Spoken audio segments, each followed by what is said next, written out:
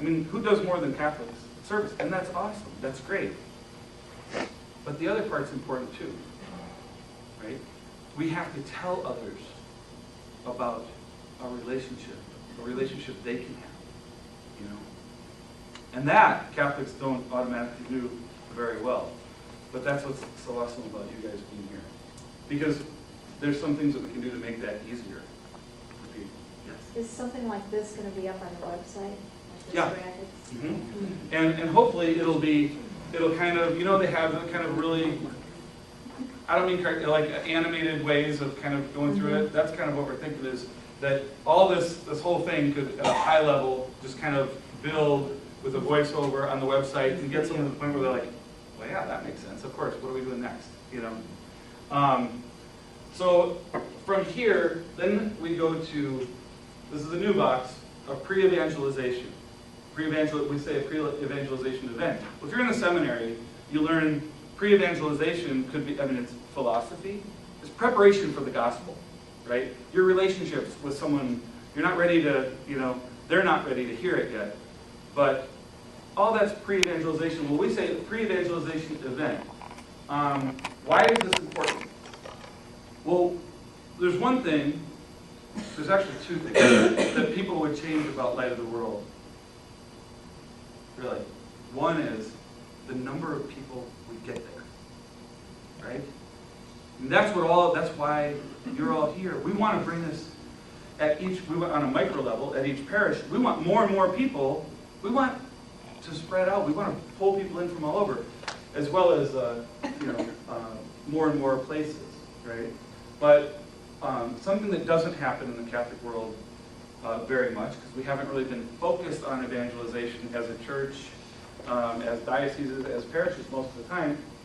People say, well, we had this thing, this mission. Well, how many people I always ask, Father, how many people typically come to your mission? And they say, 75, 100, cost them $4,000. And they got, was it worth it? Yeah, it kind of was. We had 100 people there, you know, and that's pretty normal. Well, I say, wow, that's so interesting, because with what we're doing, we were, you know, St. Thomas is a little different. We're kind of the happening church in the area, right? We've gotten historically maybe 200, double what our neighbors across town sometimes get, or in the other towns around here. When we did this stuff, we got 700 people on a Tuesday night. We didn't know what to do with them, but we do now. Right? All right, so I'm going to go through it. This is one more box we're adding, which is streamlined communication. We're not going to talk much about this. It's just a very simple thing that parishes can do. Any organization, any group really needs to have a way to communicate effectively. And parishes need pastors. I've met pastors that are literally depressed because they have no insight into what's going on from most of their people, right? So there's things we can do there to help them that's super easy. This is kind of the shortcut. This is what we've implemented at St. Thomas. Okay? Now we've implemented these things in pieces, but the results have been almost staggering. And when we do it as a process, now we've done the Light of the World process, when we supercharge it with some of the other things that we've been doing, it's going to be off the charts as far as how powerful it will be at drawing people. So it's already, we know what to do when we get them. We need to know how do we get more of them, and then in the follow-up, how do we keep them? How do we keep them engaged? So what we've done, we've been Light of the World since 2002. Lighthouse Catholic Media CDs, we started when they were first tapes before Lighthouse had a name, so that was 2004. But really 2005 when Lighthouse started. I'd estimate, I don't know, well, we have had over 700 people go through Light of the World. How many retreats have we had? 23. 23 retreats. We have dozens of small groups and hundreds of people that are engaged in their faith outside of church. Lighthouse, I estimate between 50 and 100,000 hours of people listening, learning about their faith. Most pastors have a hard time getting more than 10 people in a room to learn about their faith and spend an hour. Right? So there's other things. We're blessed because our pastor is very open to these things. Now, some pastors aren't, But when they realize that there's other possibilities, they're much more open. Faith formation catechesis is where these things fit in, of course. We used to get a few people at adult formation activities. Now, we get between 100 and 225 people if our associate pastor, now he's quite a character. But that said, he's incorporating some of the concepts as far as promotion. When people don't come in most parishes, you know, there's steps in marketing and sales. There's awareness, interest, desire, and action. Well, priests always say, well, I don't know why no one's coming. And I say, well, they had no desire to, because they weren't interested, because they didn't even know what you were talking about, right? And that's the truth. But anyway, the thing that came out of Lighthouse that we did, started a year and a half ago, is called emissaries. It's a way to go to the entire community. Literally, we've gotten over 100 people to say, yes, I'll go door to door for my Catholic faith, for Christ, for my faith, for my church, for my pastor. We went to over 2,300 homes on one Saturday morning. Holy Cross went to over 4,000 homes on one Saturday morning. It's lightweight, it's easy, anyone can do it. You go and you basically invite them to something. What did we invite them to? That was this step. We invited them to an interesting program, and that's why we had 700 people on a Tuesday night in our parish. And the most common answer that they gave after that presentation, he said, we didn't quite know what to do with them.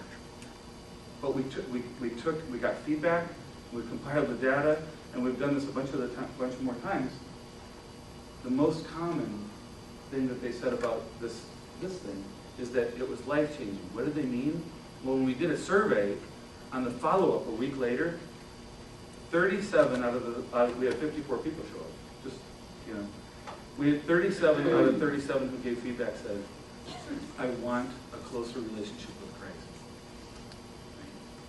90% of them said, I want to know my Catholic faith better. We now know what to do. We had about 200 people say, this was life-changing in some way. We now know what to do with those people.